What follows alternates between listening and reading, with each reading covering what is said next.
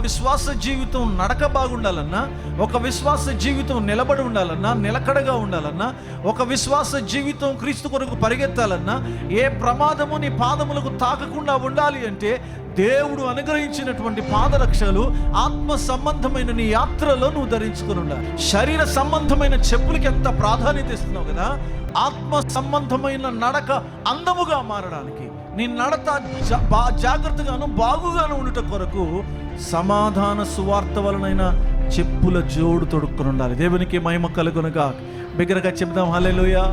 సమాధాన సువార్త వలనైన చెప్పులు తొడుక్కుని ఉండాలి. అది సిద్ధ మనసు అను జోడు. దేవునికి మహిమ కలుగునుగాక.